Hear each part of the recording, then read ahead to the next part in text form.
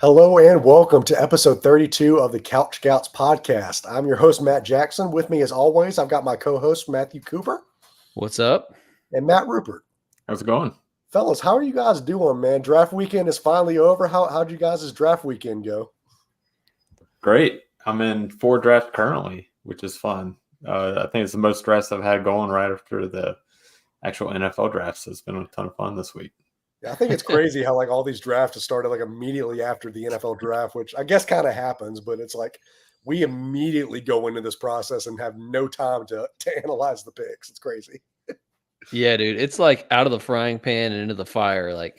We were busting our butts to get the rookie guide ready, and then it was draft, and I had a really busy weekend work-wise too, and now I'm living on my phone because I've got so many different drafts going on. It's hard to even juggle it all. Yeah. It's even harder because I'm currently in a draft that's an auction rookie league. It's more so than even checking your phone to see when your next pick is up. I'm always on that phone checking. It's all right, what's this guy going for? What's this guy going for? Yeah. So I feel like I'm with you, dude. I live on my phone right now. I wanted to ask you guys. I know we might have talked about this before, but do you guys have any special draft day traditions that you guys like to do? I'm always at work, man. At least during day one, because y'all know I do campus ministry. Most of our listeners know that probably by now, but it's the last week of the school semester for college students, and so we have kind of all of our end of year stuff. And so Thursday night is when we have our main kind of worship meeting type thing, and so it's our last one of the whole school year, and no way I can miss it. So I'm always at the back on my phone checking the draft. So I remember you were literally in our Discord chat driving home getting play-by-play reactions on the picks. Yeah, well, it was funny because I had missed 45 minutes of the draft, and I get on and I hop into our Discord voice chat, and I said, Jackson, what did I miss? And you're like, 3 picks. 45 minutes, 3 picks? Are you kidding me? So not the end of the world. What about you, Rupert? You do anything special for it?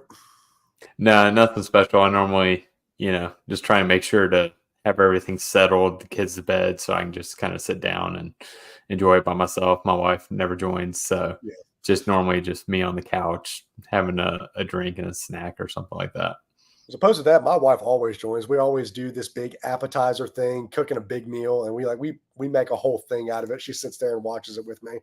Unfortunately, she was sitting here listening to me talking on the Discord server, breaking down all those picks, which was a blast. I had such a fun time doing that. And if you guys aren't in the Discord server, we'll make sure to link that in our description below. Get in there, man. It is absolutely popping right now. Guys talking about who they're taking on the clock. We've got an on the clock channel, a rookie channel. It is just blowing up in there. So make sure you guys get in there into our Discord, have a good time, chop it up with a bunch of really great guys. If you're interested in looking at all the film of these guys now that they actually have a landing spot and making some of these decisions on your own, make sure you guys use promo code COOP on the Dynasty Nerds website to get 15% off. Get in there and watch all 22. And I believe, Cooper, you guys are still kind of updating that with some all 22. So for those that don't know, I'm also gainfully employed by Dynasty Nerds. I'm their film room coordinator, and we just did a big update right after the draft. We finally got some Kansas State film, so we got 2 or 3 games of Ben Sinnott cut up. We got, I think, 3 more games of Xavier Legette cut up for the film room. He went day 1, so that was big. We had 3 games on there. Now we've got 6. So, literally all the biggest name prospects. We're finally at a place where we feel pretty comfortable with having enough film on pretty much all the guys that you would want to study. So if you want to get in there, form your own opinions. Like he said, promo code COOP for 15% off. COOP. That's promo code COOP. And appreciate your support on that. Coop, why don't you go ahead and tell them, what if they don't have enough time to break down all these guys? People have a busy life, right? People can't watch hundreds of hours of film. What should they go and do? Well, people can't watch hundreds of hours of film unless you're a complete degenerate like us. And we did. We went in and watched, at least 4 games, if not more, on all of these prospects, took detailed notes, wrote up trait by trait breakdowns. Wide receivers, you're talking about route running, ball skills, athleticism, yards after catch. I mean, we break it all down for you. So it's like a 70. Our rookie guide is what I'm talking about. In case you don't know, we did a thing. We made a rookie guide. It's a PDF over 70 pages long. We just did a post draft update, kind of updating our rankings and things like that based off of draft capital and landing spot. But our scouting didn't change. So just to give you a little insight into our process, it's a fine line between take lock and sticking too hard to your priors when the NFL maybe tells you might have been wrong, versus also not wanting to just completely throw your entire pre-draft evaluation process out the window and just blindly follow draft capital, which I see a lot of people doing. So we try to take that balance. Like, yeah, there are some guys that rose because of the draft, and there's some guys that fell because of the draft. And we're going to talk about that tonight. But we also didn't throw everything else out the window. And there's going to be some takes in there that are against consensus. There's going to be some my guys that we want to walk out of just about every draft with. And if you want to find all that information in one place that you can just pull up and scroll through while you're on the clock, get the rookie guide. It's only $10. And that link will be in the description, whether you're watching on Apple or YouTube or wherever. And it's also in our bio on Twitter at CouchScoutsFF. So that's a super short Google form. You just put your PayPal or your Venmo. We send you the request for the $10. Once you pay it, I'll email you a PDF and you're good to go. So definitely check that out. I think it's going to be a really invaluable resource for you guys to navigate your rookie drafts. Get all that research we did for just $10. For sure. Well, I think we've introed enough. Why don't you guys say we get into and break down what actually happened over this weekend with the NFL draft concluding? And before we get into some risers and fallers, I just wanted to get you guys' immediate reaction. Was there anything that just crazy surprised you? Anything that left you kind of maybe scratching your head or just wondering, what is that GM doing? I'll start with you, Cooper. Okay. I have to mention, me and Rupert are Carolina Panthers fans, and if people were in the live Discord with me when the Panthers traded up into the first round for Xavier Legette, they may or may not have heard a bad word come out of my mouth.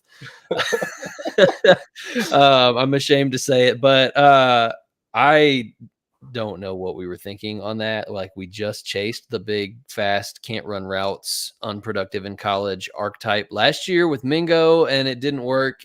And I personally feel like we just did the same thing again. So I don't understand it. I don't see Xavier Legette as a first-round talent. I hope it works out for us. I hope that I'm wrong.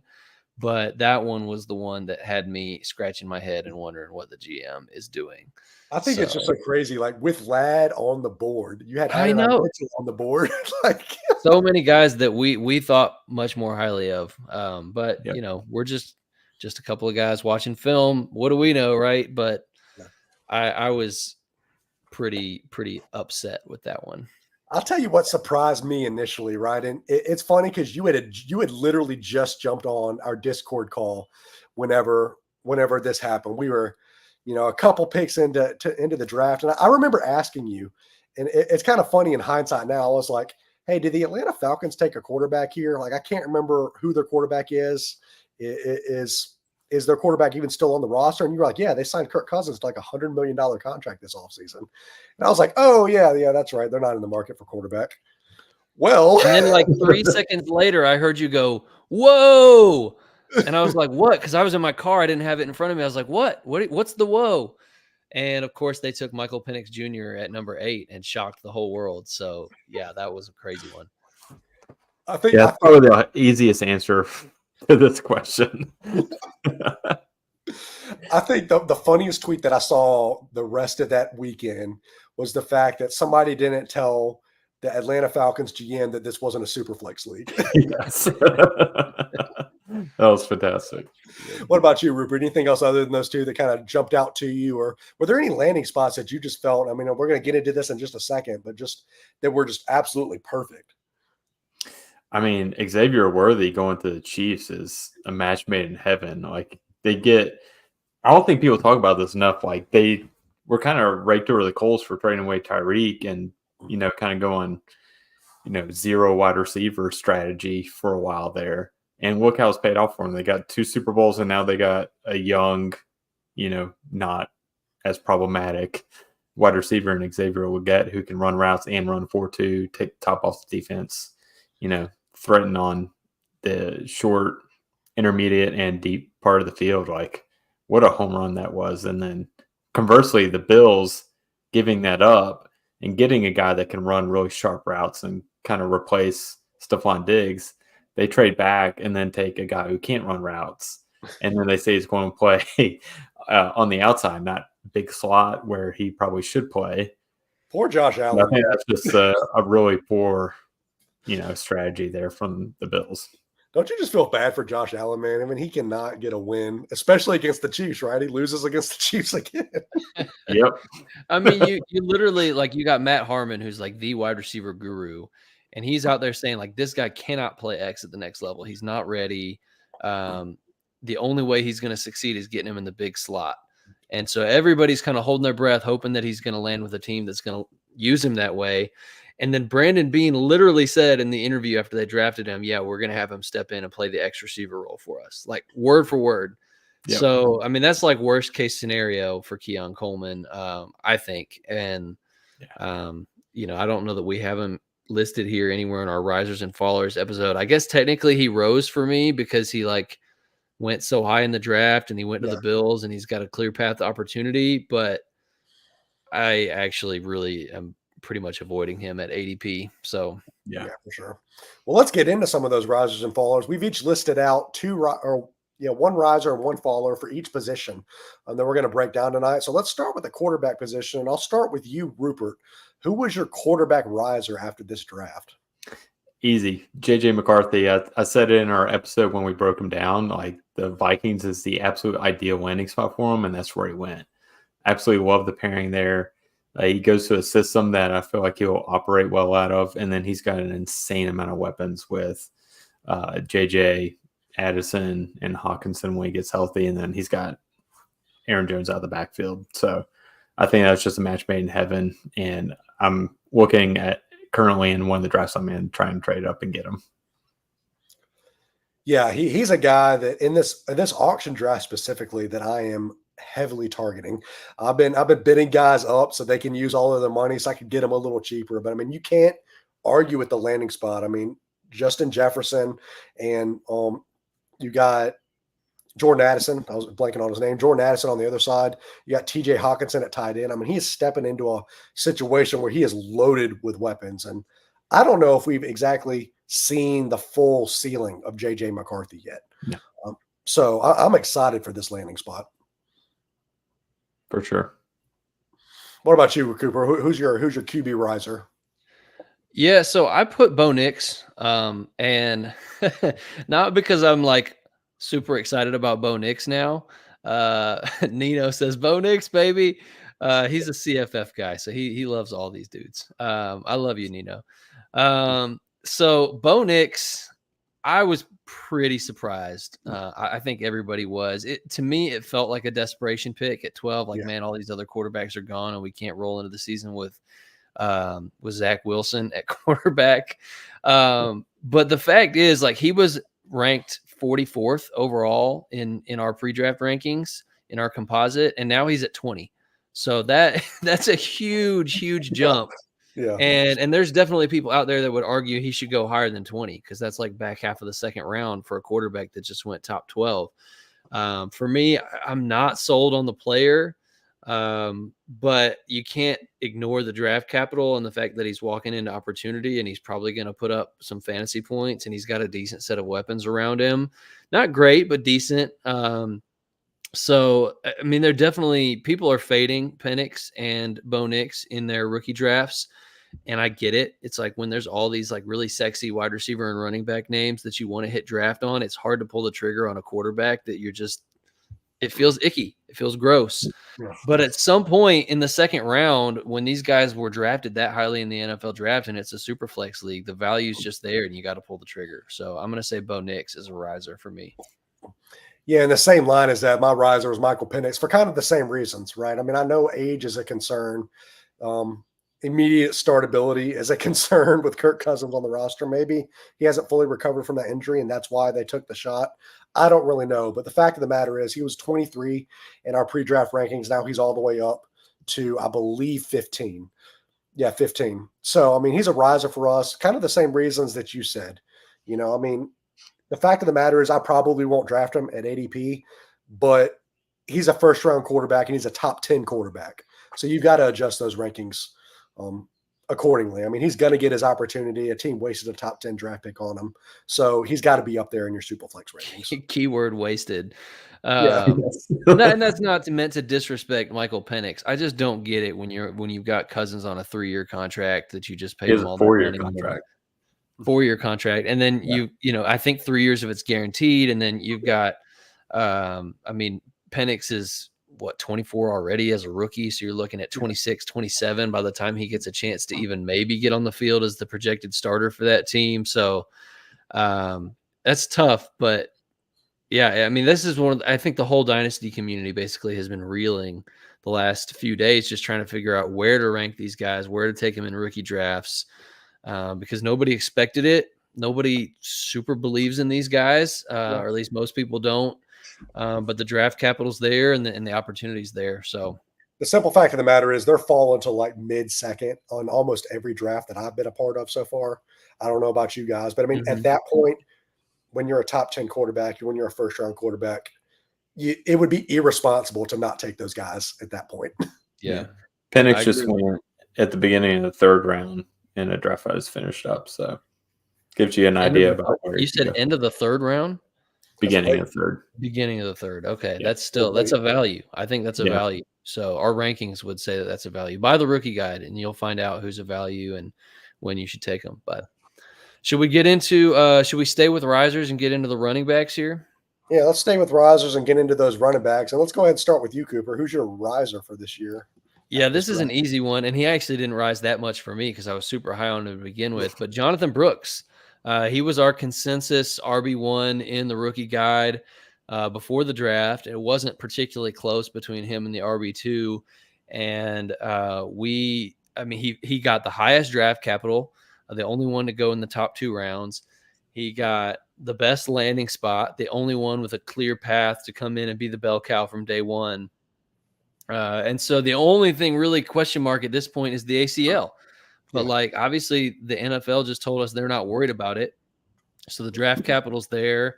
And all the reports are that he's going to be ready for training camp in July. So for me, wheels up on Jonathan Brooks. I'm comfortable taking him at the end of the 1st round of rookie drafts.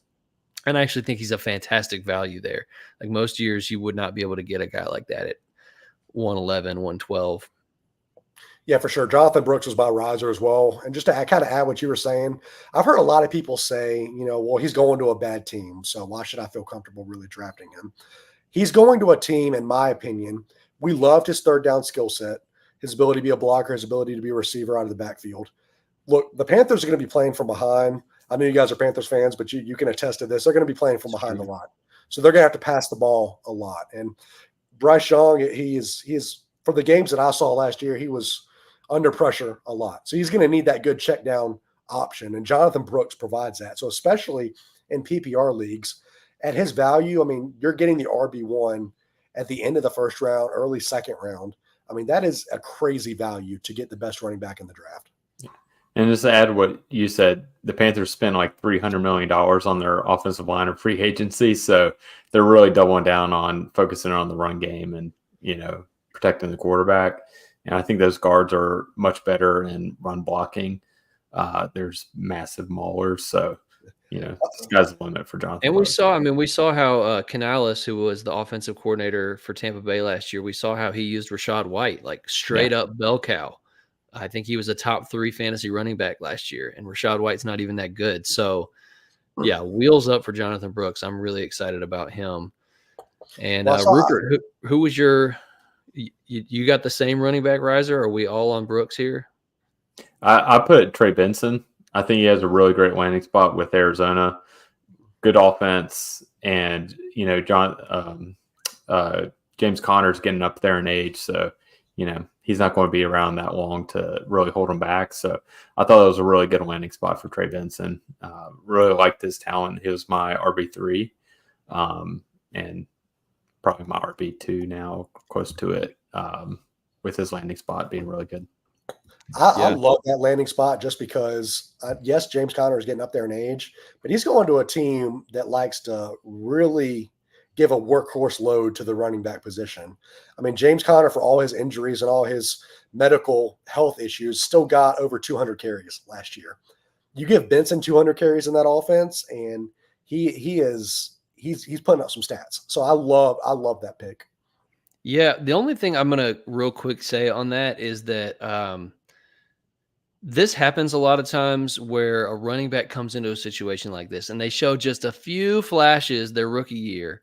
I think of like Javonte Williams with Melvin Gordon. I think of Tajay Spears last year with Derrick Henry. And the dynasty community just absolutely loses their ever-loving minds because they see a few like highlights and they're like, oh man, this guy's so good. Next year, he's going to be the bell cow. And that, the dynasty ranks just shoot up when they haven't really proven it. I think Javonte Williams was like RB 44 or something. I don't have it in front of me, his rookie year. But in the offseason, his ADP was like dynasty RB 6 or something ridiculous like that. In those situations, I always advocate sell, sell, sell, just because they haven't proven it. And you don't know, like, maybe they bring Melvin Gordon back. Maybe, obviously in Javante's case, he got hurt. They did bring Melvin Gordon back, but he got hurt. And, and then Tajay, they bring in Pollard. So these guys, you could go down the list. Like Miles Sanders was anointed because he showed some flashes as a rookie. There's been so many guys. Cam Akers showed some flashes as a rookie. His ADP shot up. So many times those guys don't pay it off. So that would be my advice. If that type of situation presents itself with Connor, where he doesn't do, Benson, where he doesn't do a ton his rookie year, but he does enough to generate all that hype. And then they move on from Connor in the offseason, and then the ADP just climbs. I would really consider selling him if that scenario presents itself. Well, you got to look at it. I mean, what you're advocating for is price versus what he's actually done, right? Like if you can get a crazy amount on selling him, like that's going to benefit you more in the long run. So yeah, I completely agree with that. Moving on, we're going to keep going with these risers, and we're going to go to wide receivers. And I'm going to go back to you, Cooper. Who was your wide receiver riser? And it's safe to say it's probably not Xavier Legette, right? No. It was Ladd McConkey for me. And this is kind of weird because he was my 9th overall player before the draft, and he's still my 9th overall player. So I don't know if he actually rose in my rankings, but man, the landing spot could not have been more perfect. Just chef's kiss. He is absolutely, I know he like size wise, he's not as big as Keenan Allen, but he's the same style of player, like separate, run routes, get open, be a PPR monster. He's faster. Be that go-to guy for your quarterback. And Herbert needs that so bad. I mean, like you mentioned Worthy. I love Xavier Worthy, but like Rashee Rice is there whenever he's back from his inevitable suspension. Travis Kelce is there. Hollywood Brown is no slouch. So you might have to be a little bit patient there. Even some of the top, like Rome Odunze, he's there with Keenan Allen and DJ Moore. And I'm not advocating for taking Ladd McConkey over Rome Odunze. So don't you put that in my mouth. I would take Rome over him 100% of the time. There's no leaks where I'm taking Ladd over Rome. So don't hear me say that. But like Ladd has the best landing spot. I can't think of a player that has a clearer path other than maybe Malik Neighbors to being just absolute a target hog. 120, 130 targets is his fresh rookie season. And he's a good enough player to pay that off. And he's got a great quarterback. So that's the thing. Neighbors has the clear path to targets, but he's got Daniel Jones throwing him the ball. Ladd McConkey's got Justin Herbert. So I love the Ladd McConkey spot, and I'm so excited to draft him. Yeah, I just was sitting at pick 9 in a draft, and I had the choice between Ladd and Worthy, and I ended up going Ladd because of that. Both had the great quarterbacks, but I see a much clearer picture for Ladd to be a complete target hog. I would say where you can get him to, like the end of the first round, the price isn't like crazy high, like one of those top 3 receivers. I mean, he almost feels like a priority target for where you can actually get him at versus what I think he's going to do. So Agreed. I love that call for sure. Rupert, let's get into your riser because I feel like this is going to spark a conversation, and I'm here for it. For sure.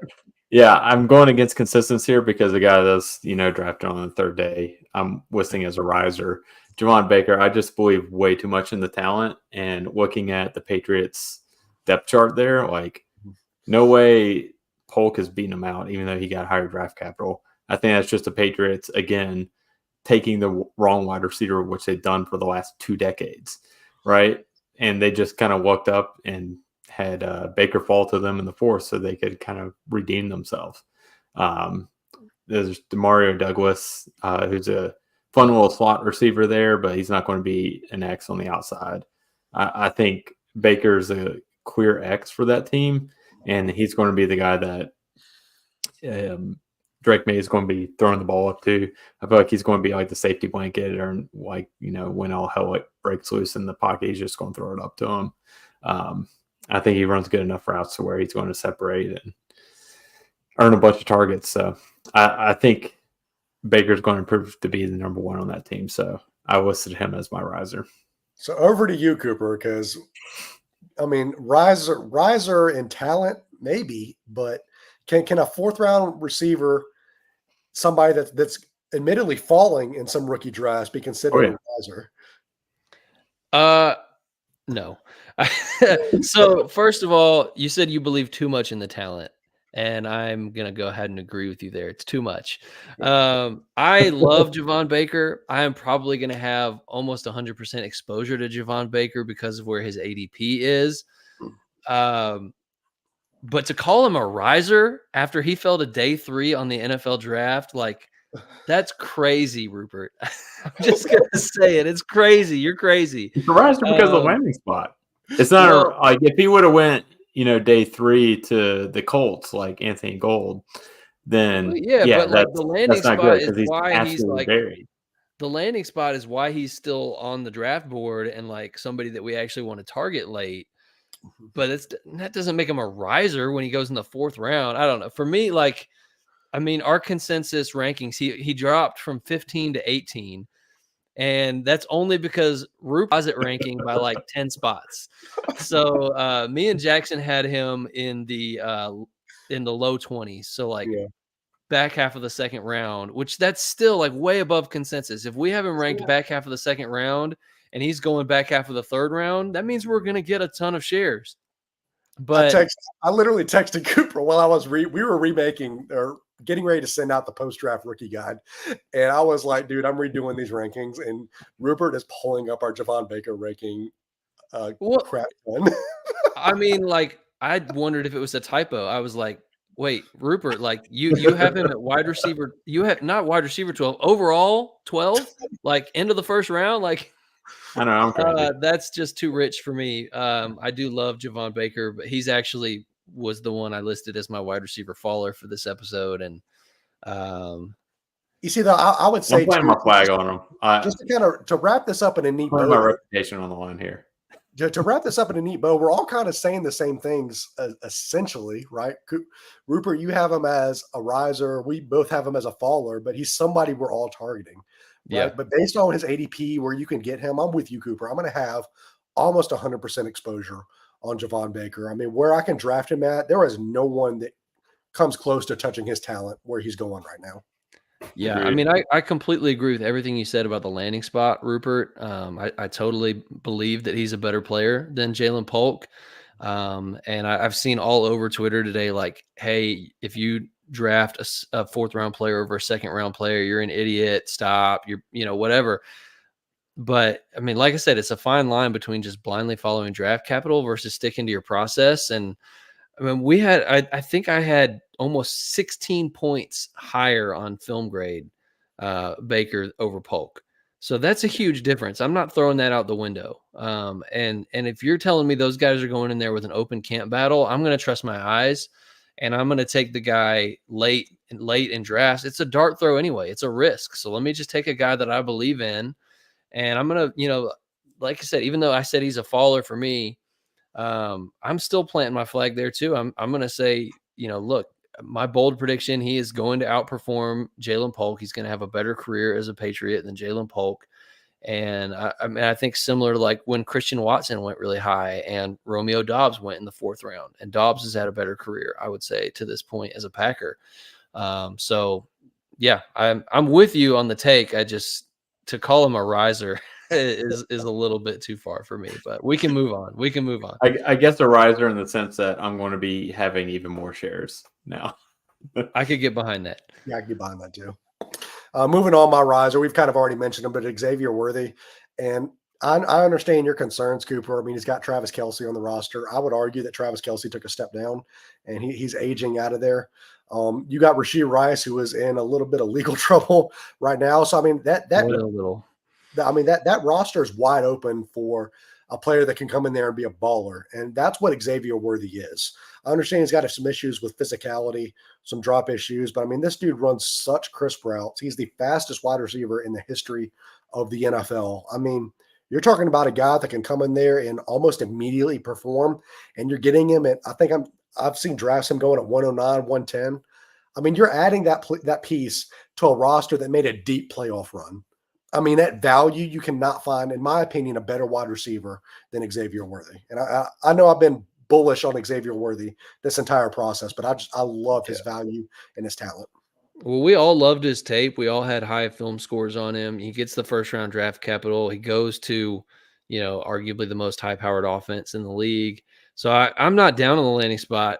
What I was saying with the pecking order was just to compare him to Ladd, who has no competition at all. So, I've got Ladd at 9 and Worthy at 10 in my overall ranking. So it's not a huge difference. Xavier Worthy has a better analytical profile. He got the 1st round draft capital. So that I could totally hear an argument for having Worthy above him. It's really close for me. I just think Ladd's landing spot is a little bit less murky, but I love Worthy too. So I'm with you on him for sure. Cooper, are you saying that Quentin Johnston's not competition for Ladd? I think we've thrown enough shade Quentin Johnston's way on this podcast. It's been a couple weeks. Quentin Johnston stays catching strays on this podcast.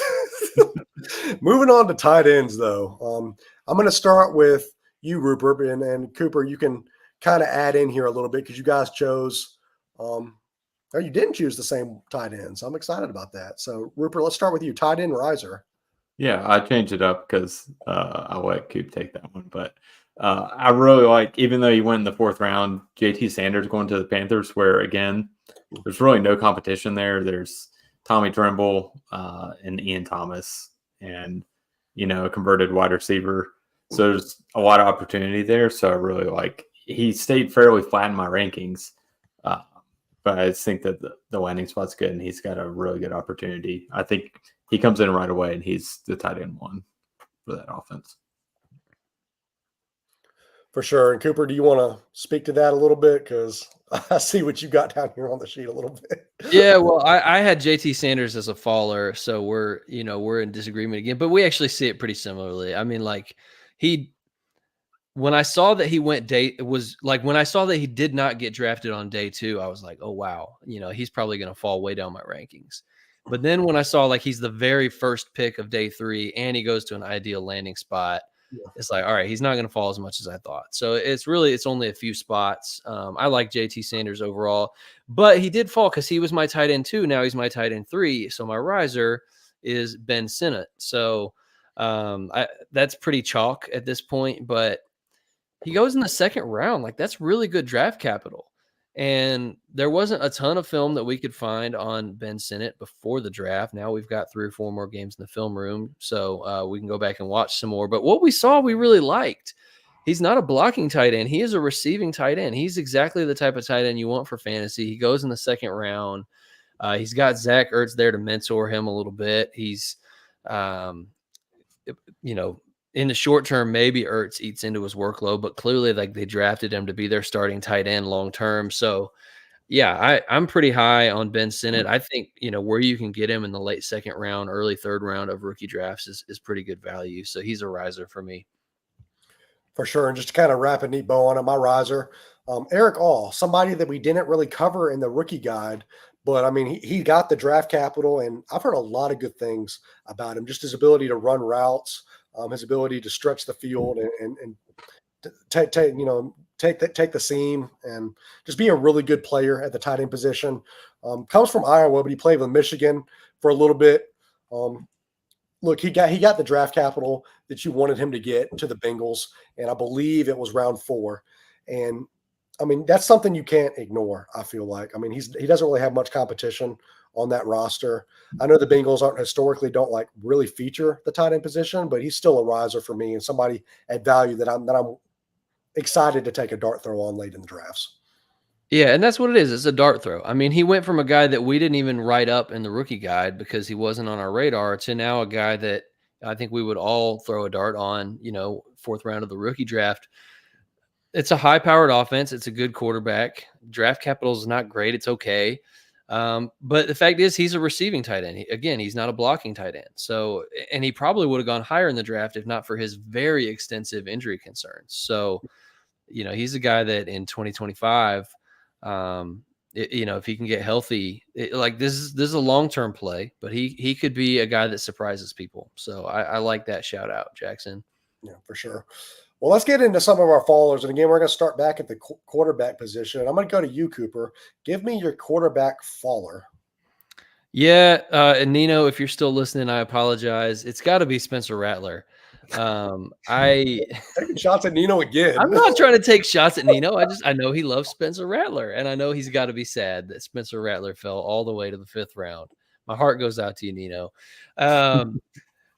No, it's actually like he's still on my board because it was a really good landing spot. Like Derek Carr, I don't think anybody really believes a ton in Derek Carr at this point. They took Jake Hayner last year, but like that's, whatever. So there's a path there for Rattler to sit there and develop and maybe eventually get a job. But all of the projections that I saw before the draft were like, oh, he's a lock to go round 2, first 2 rounds. And even some talk that maybe he could sneak in around 1. All these other quarterbacks go way higher than we think, and then he falls all the way to round 5. So he's got to be a faller, but he's not off my board. He's a guy that probably in the same range as I'm taking dart throws on some of those tight ends in premium leagues. I'm also going to take a dart throw on Rattler to sit on my taxi squad and just see what happens. I find it interesting, right? Because we were talking about it in the Discord, where's Rattler going to go? Kind of after some of these same conversations we had last week. And I think he landed at the one spot where he can maybe have some interesting upside. Because there weren't really a whole lot of teams where he was like, okay, I see a path here. But there is a path there for the Saints. I mean, he's still somebody that's on my board, but he did fall a little bit. And you want to talk about the fall of Spencer Rattler, man, from a first-round pick when he entered college. I mean, he was the craze of the Devy community. Then the number 1 overall pick this year, Caleb Williams, comes in and takes his job, and now he lands in the 5th round of the NFL draft. I mean, talk about just a career fall for Spencer Rattler. But moving on, we're going to go to you, Rupert. Who was your faller? Yeah, I had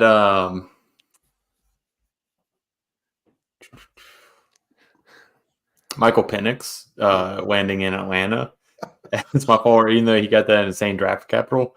He's not going to see the field for a while. The GM comes out and it's like, yeah, we'd love for him to sit for 4 years. So, how long are you going to hold Michael Penix on your dynasty roster? Especially if you can only put him on your taxi squad for a year or 2. So that's a hard one for me to take. He's taking the Jordan Love career path, but he's significantly older than yes. So here's what we got. Rupert does not care about draft capital. Not at all. Guy goes day 3, he's a riser. Guy goes top 8, faller. I'm out. So I'm out. That's the moral of the story, folks. Rupert is that's what we learned about Rupert this podcast. Anti-establishment. It's almost like I didn't watch the draft. I will say I'm kind of in the same boat when it comes to draft capital because my faller was Drake May, and I know he got top 10 draft capital, top 5 draft capital, but he goes to a landing spot where, I mean, they've got a new coaching staff. They historically, after Tom Brady, have not done well scouting and developing some quarterbacks on that roster. They've been in search of that next replacement for years now. And Drake May is the type of quarterback, we covered this on the podcast, that could really use to sit for a year and develop. And he is not going to get the opportunity to do that. And he's going to a team. Yes, they got Javon Baker, who we love, but they're void of weapons outside of that. So I am worried about Drake May's upside, at least initially, and he is definitely a faller for me. I'm still taking him in the first round, but in rookie drafts, but he's a faller for sure. Yeah. I think he's definitely lost out on getting drafted at 102 and 103 a lot. Yeah, I mean, we said the whole time leading up to the draft that whoever landed with the Patriots was probably going to be a faller. We probably don't have time to debate this right now, but I think it's an interesting debate. Who had the worst landing spot, Bryce Young last year or Drake May this year? Because both teams you go in pretty devoid of talent around them. Both teams then go to the early second round and swing and, in my opinion, probably miss on a, in our case, it was Mingo. Now it's Polk. So not a great situation overall. And, hopefully he's got the talent to overcome it. I'm we're not out on him. Nobody hear us saying we're out on him, but JJ McCarthy was behind him in our pre-draft and is ahead of him in our post-draft. So it's a slight fall for Drake May. JJ McCarthy's ahead of him, and all three of these wide receivers are ahead of him, and that wasn't going to be the case pre-draft. So yeah, definitely a faller. Moving on to running back. I guess I'll start this one here because I'm interested to hear y'all's take. I've got Marshawn Lloyd as a faller. I know he did get some pretty significant draft capital, but in my opinion, he's going to a team that has already got an established running back on that roster post free agency. He can be a guy that doesn't need a lot of touches to be explosive just because of his speed and elusiveness.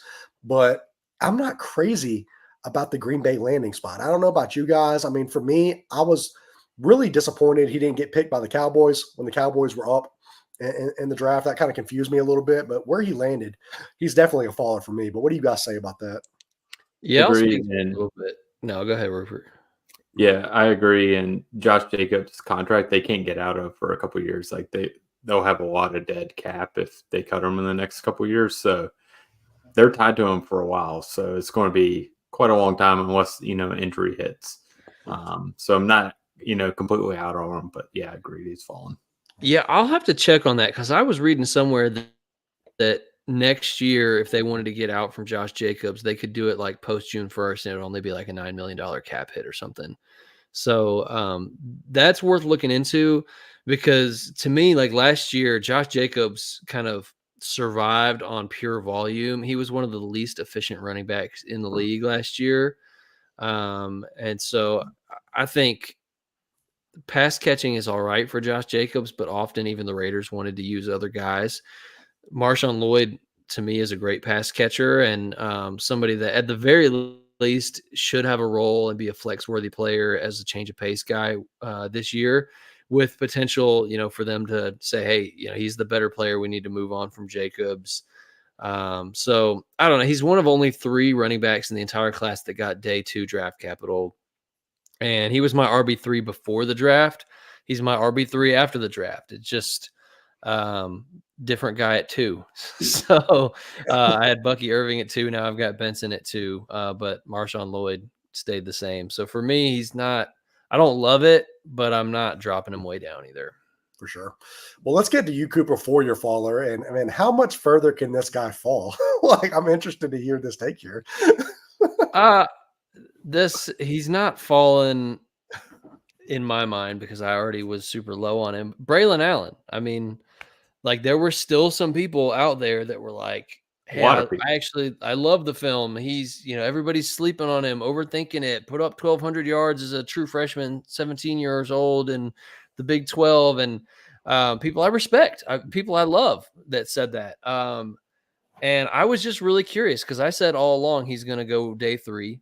He's going to go the Isaiah Spiller route, and he's going to never get on the field, and he's going to wash out of the NFL, and that's still what I think is going to happen. But I was curious, does the NFL see it the same way as I do, or is it more on the other side of the fence, and he's going to go second round to the Cowboys or something? And he fell to day 3, and he fell. The NFL clearly viewed him as a backup because he fell behind Brees Hall, and I really don't see much of a path there. In fact, they took Isaiah Davis in the 5th round right after him, and we think Isaiah Davis is a Much better better player. running back. So, Much better maybe running back. Isaiah Davis ends It's up almost being. like they're like, oh, I didn't notice it's still on the board. We should have taken him instead. I know, but it's like now you can't even bank on Braylon Allen being a handcuff anymore, because at Yeah. least you're like, okay, well, maybe he can be a high-end handcuff for Brees Hall. But then, now you got Isaiah Davis and Israel Abanikanda there. And it's like, I just don't see any path, really. I mean, maybe he beats out those other 2 guys, which I doubt, and then he's a handcuff, and then Brees gets hurt, which we obviously don't want to see, and then maybe he's got a stretch where he returns some value. But any hope that maybe somebody had that Braylon Allen was going to be a thing, I think should be flushed down the toilet. He's off my board. And I want to talk about it for a second because we didn't mention him as a riser, but I do think Isaiah Davis as a riser. He was a guy that we really liked the film on. He was, I wouldn't call him quite a my guy, but we really liked him. And he goes to a team where he has the talent to be the RB2 and the true handcuff on that roster. So I think for where you can get him on the NFL draft, there's some value there. Yeah, I don't know if I would go as far as to call Isaiah Davis a riser, because I hated the landing spot. I expected him to go day 3, but I was hoping he'd go day 3 to somewhere like the Chargers, or everybody's like, oh yeah, I can see the path for Kamani Vidal to go in there against whatever's left of Dobbins' Achilles, and Gus Edwards, who's old and pretty mid. I was hoping for a spot like that for Isaiah Davis. Instead, he's competing to hopefully maybe be a backup. I don't love that. So I still like the player. I wouldn't call him a riser for me. I'd actually probably call Isaiah Davis a faller. That's fair. That's fair. I guess we're moving on to Rupert, his running back. Rupert, I see you got Audric Estime landing here, and I kind of agree with that landing spot a little bit. Do you want to speak on just Audric Estime and his landing spot with the Broncos?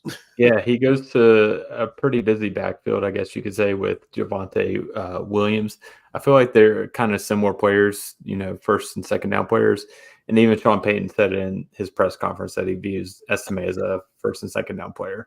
And then they got Joel McLaughlin, I think is his name, as their kind of true third down back and pass catching back. So unless you have an injury to Williams there, I feel like there's kind of no room for Estime in that. For sure, yeah, and he falls all the way to round 5, I believe it was. So, I mean, that's not good draft capital either. So, yeah, I would agree with Estime as a faller. I saw some people on Twitter saying oh, he's going to eat into Javonte or what. I don't know. Maybe he'll be. I think I saw somebody say he'll be what Javonte was supposed to be. I'm like, are you kidding me? He's a very poor man's Javonte Williams, and he got bad draft capital. He's not a threat to Javonte Williams. Let's be honest. Well, moving on to wide receiver, I'll start with you, Rupert. Who did you put as a wide receiver faller? As much as I love him, Adonai Mitchell, and he goes to a great offense, he's going to be tied to a really fun quarterback. But man, with them re-signing Michael Pittman Jr., who's going to be their true number 1, and then you got Josh Downs, who's a little slot target hog. I just feel like the opportunity is pretty limited there for him. So, at best, I feel like he's going to be a wide receiver 2, barring injury, because I think they locked up Pittman for 4 years. So, it's going to be a long time before he can be a true number 1. But I'm still going to be drafting him in drafts, but just not, in the first round like I was before. Yeah. On a team that runs the ball a good bit. So I definitely understand that for sure. And maybe he ends up, maybe it ends up like a T. Higgins situation where a couple years down the road, he's demanding a trade because he knows he can be the number 1 somewhere.